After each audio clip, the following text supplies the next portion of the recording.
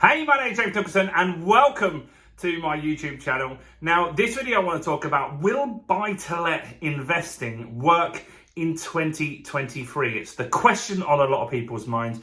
Everyone says there's so much doom and gloom around at the moment, it can't possibly work. Well, let's discuss that in this video. But before we jump into this, I want to ask you a favor.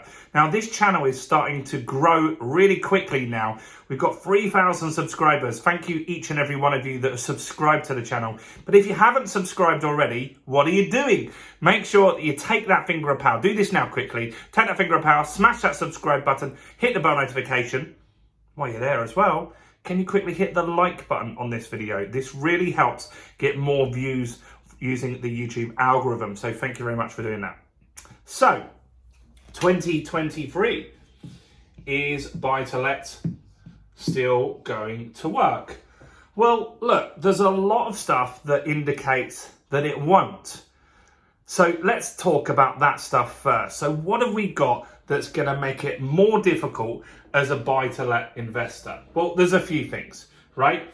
First off, the biggest problem, interest rates.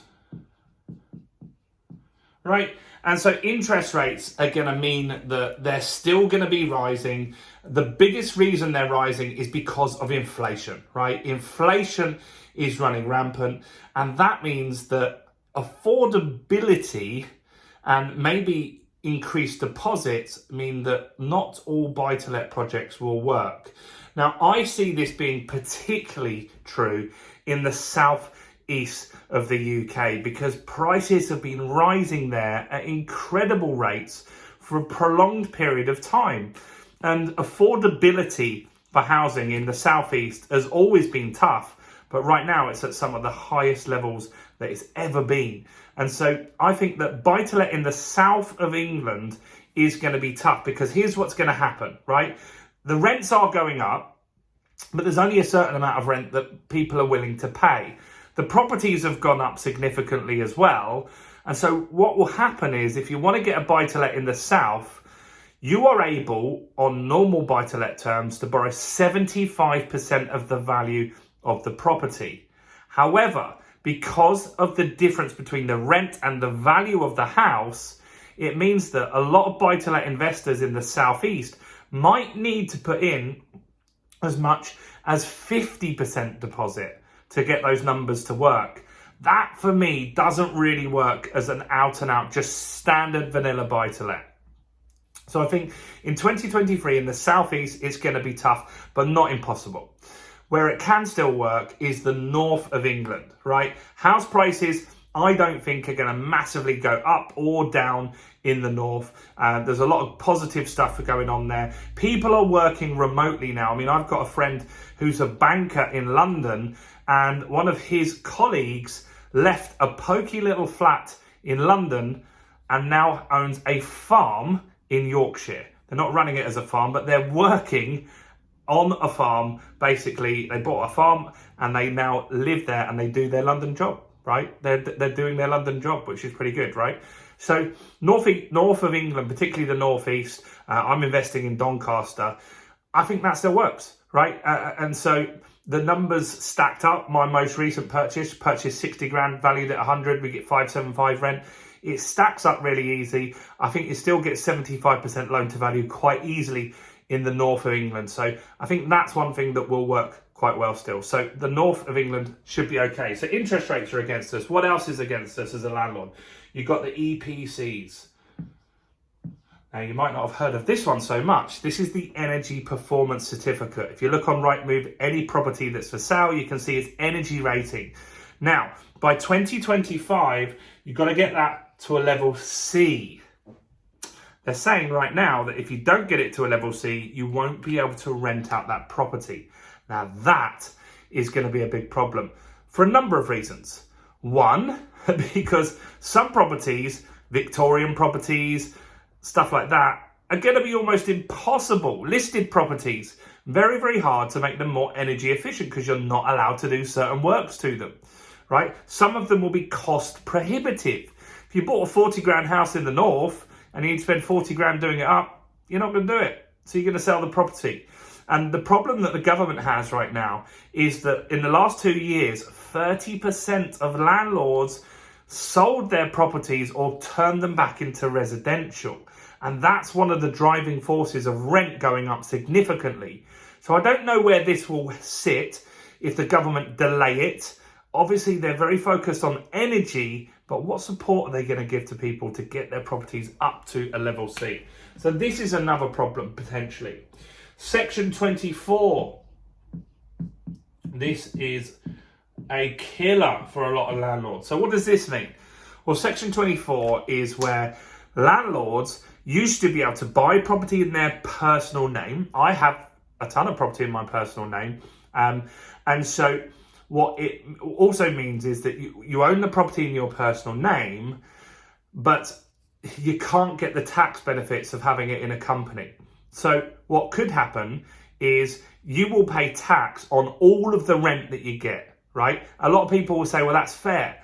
That doesn't happen in business. In a business, if your business earns £1,000, the amount that you pay in tax, you deduct your expenses from that, right? You deduct your expenses. So say you had £1,000 in your business, you deduct your heating, you deduct your tax, like your business rates, cost of goods, let's just say that, and staff and stuff like that, right? Just say it costs, to make £1,000 costs you 100 and stuff. So that means you got 500 quid profit out of that.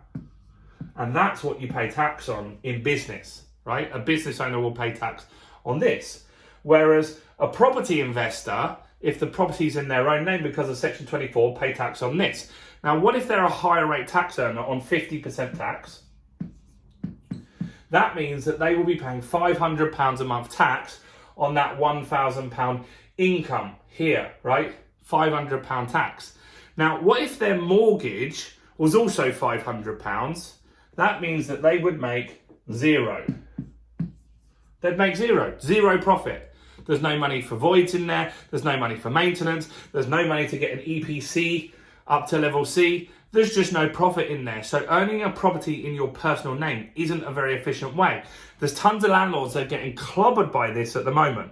Now, this is also a very big opportunity. You see, what you can do as an investor is buy those properties from those landlords in a limited company where you get the tax benefits, where you can knock off all these costs before you pay corporation tax. And that's a way more efficient way. It's what the government are trying to push landlords to do.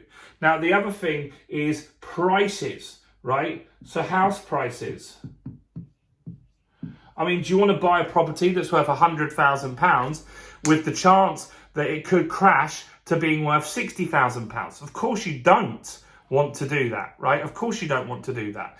And so a lot of people are skeptical and worrying about house prices. Is all we're hearing about. I mean, I talk about it a ton on this channel. Are house prices going to drop? Nobody knows for certain. None of the banks know. One week they'll say it's going to go 30% down. Some other weeks they'll say it's going to be a soft landing, right? Nobody knows for certain. So on the face of it, looking at all of this, buy to let looks bad, right? But it doesn't have to be like that, right?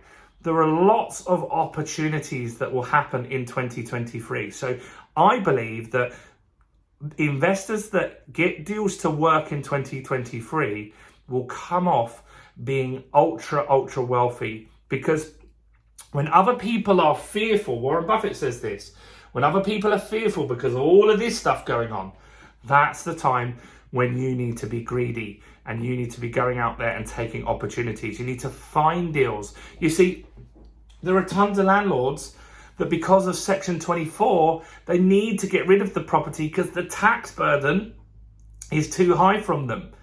There's now less buyers on the market because of the interest rates going up, meaning if they need to sell, that they're going to drop their price and give you an attractive offer for that property. That is an opportunity.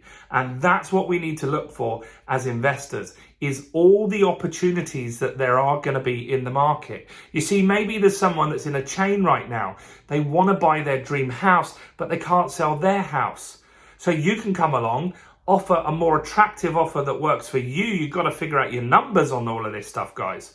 But when you know that stuff, then you can get some very, very good deals. So I think buy-to-let investing, there's less deals potentially out there in 2023. I still think there's some absolutely cracking deals that could make you very successful and very wealthy moving forward for the rest of your lifetime.